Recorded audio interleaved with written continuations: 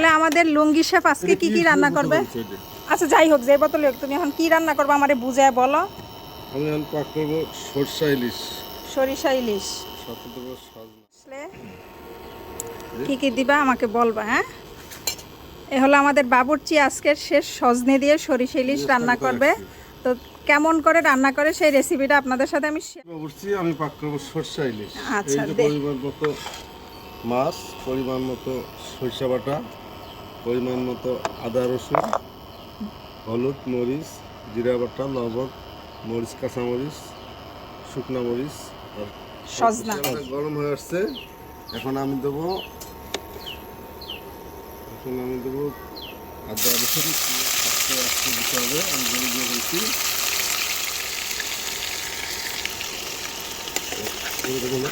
তুমি বলবা কেন? আমার কাছ থেকে শিখে আবার আমাকে বলো। হ্যাঁ, তুমি আমার রান্না শিখাইছো? রান্না কে শিখেছে? তুমি আমার রান্না শিখাইছো?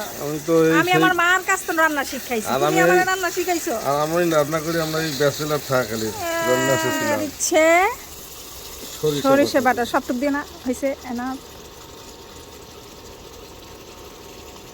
সরিষা বাটা, পরিমাণ মতো মরিচ, হ্যাঁ হলুদ, হ্যাঁ লবণ, জিরা বাটা, ধনিয়া বাটা, হ্যাঁ হ্যাঁ দিয়ে দিলাম একসঙ্গে। তারপর কি করতে হবে? কিছুক্ষণ কষায় নিতে হবে। কঠিন বাবুর্চি খালি বলে আমার হাতের রান্না মজাই হয় না, মজাই হয় না, মজাই হয় না। দেখি আজকে কি মজা করে রাঁধবে। আমার হাতের পাখের মজা দেখি। যে ব্যক্তি এখন পর্যন্ত খুসুনটা ঠিক করে ধরা পারে না সে আসছে। বাংলাদেশে যত বড়, বাংলাদেশে না পৃথিবীর মধ্যে যত স্বাদের খাবার খাইবা সব পুরুষদের হাতের রান্না। মানুষের খাবার। এই যে মশলাটা এইভাবে ভুনাতে হবে যাতে তেলটা উপরে আসে। দিন 1 2 না উঠে খাবে না দিয়ে দাও নেহি।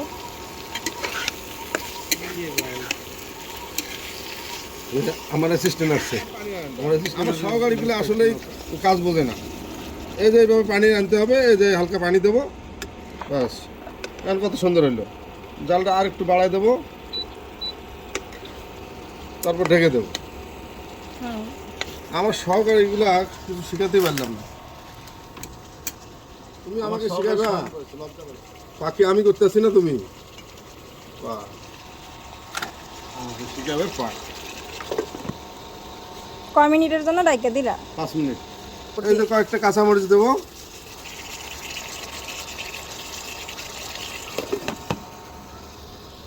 5 মিনিট পরে দেবো সজনা। জি বলো। আসো দেখো কিভাবে রান্না করতে শেখো। মাছটা কষানো যখন এইরকম কষানো হবে, হ্যাঁ তখন এই যে সজনা দিবা, সজনাটা দিয়ে দিলা। সজনা ইলিশ, সরষা ইলিশ দিয়ে একটু নাড়াচাড়া করবা। তারপরে আর একটু শিখলে কাজে লাগবে। দেখি কেমন হয়। খালি নিজের রান্নার সুনাম নিজে কইলে তো আর হবে না, আমাদের তো আগে টেস্ট করাইতে হবে। অবশ্যই আমার রান্না তো অনেক নারায়ণগঞ্জের অনেক মানুষই খাইছে। নারায়ণগঞ্জের অনেক মানুষ খাইছে। আচ্ছা, সেই মানুষগুলার একটু জিজ্ঞেস করা উচিত। আর আমার বাবা তো এখনো আমার কথা বলে। আমার শ্বশুর তোমার হাতের রান্নার সুনাম বলে। চাপা শুটকি না লোটটা শুটকি? লোটটা শুটকি বোনার। এখন কি পানি দিয়ে দিবা? দাও। কতটুকু পরিমাণে পানি দিবা? হালকা মাখা দাও। সজনাটা সিদ্ধ একটু পানি দিয়ে দিল।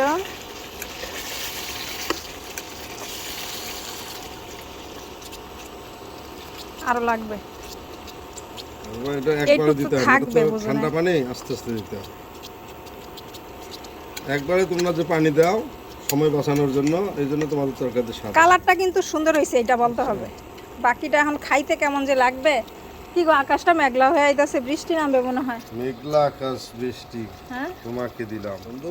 জি বলো। এই পরিমাণে পানি দেওয়ার পর জি 5 থেকে 6 মিনিটের জন্য সুন্দর মতো ঢেকে দিও। আকাশটা অন্ধকার হয়ে আসছে, বুঝছো? দিলেই ঢেকে দিলে সুন্দরভাবে হয়ে যাবে। আর কিছু করতে হবে না।